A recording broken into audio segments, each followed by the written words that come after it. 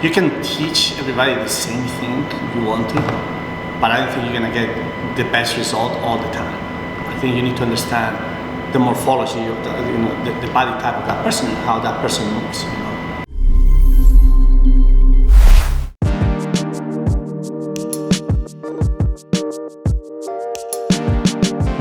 I've always been more of I look at the athlete, how the swimmer moves.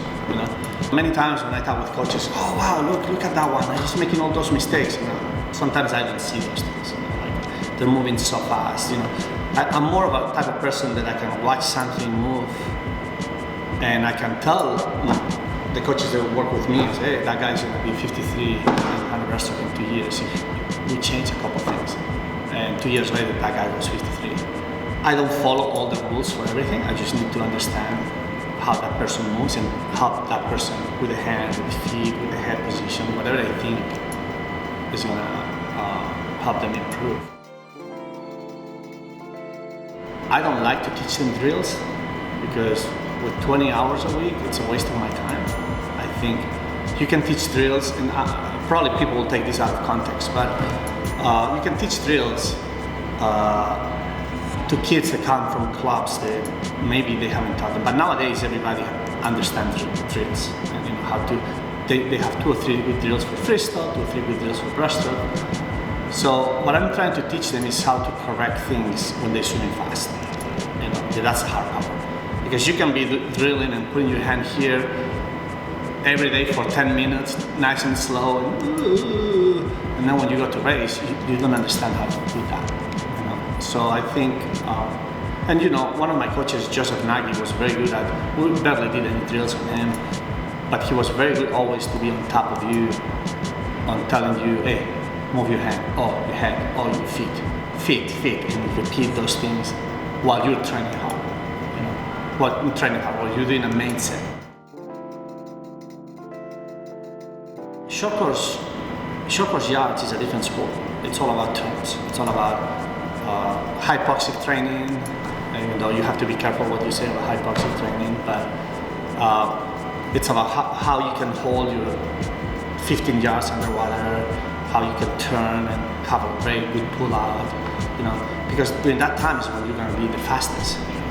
So I think the cones is a simple thing that we've been using for a long time, where you put it maybe into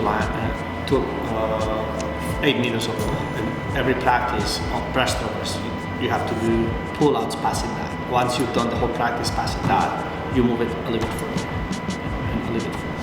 And I think it's just a reference that I think it helps you with the length of your pull-out, and then your distance per stroke.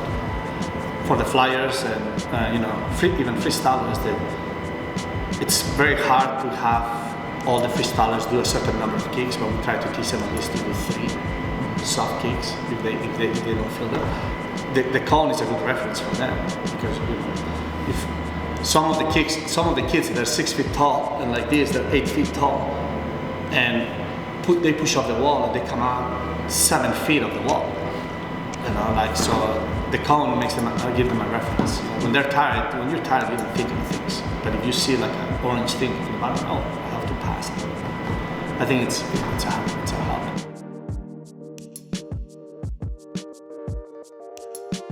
It's about teaching them to understand speed, and holding that technique at a high level.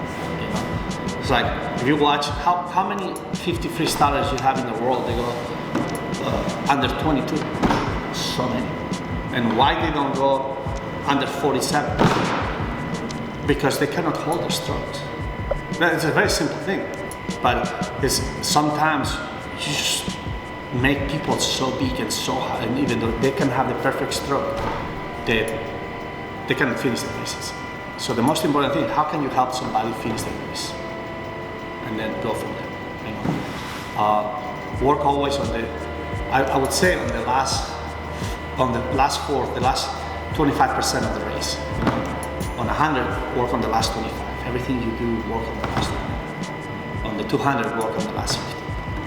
Things like that. And if you can teach a swimmer to understand, think about how I can correct my stroke as I'm getting tired.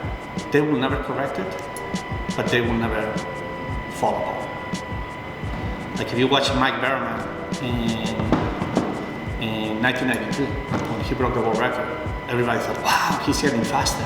And you should say, wow, everybody else is getting slow.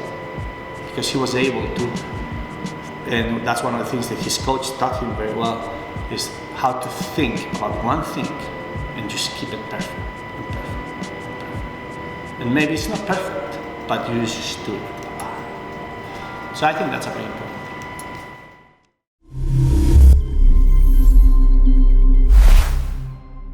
Sometimes, yeah, you can teach them like a new drill, or you can ask them if they know any drills that they like.